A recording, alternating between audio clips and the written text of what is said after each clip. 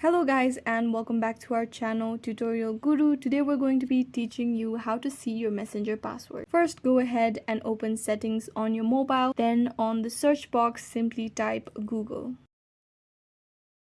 Open Google System Settings.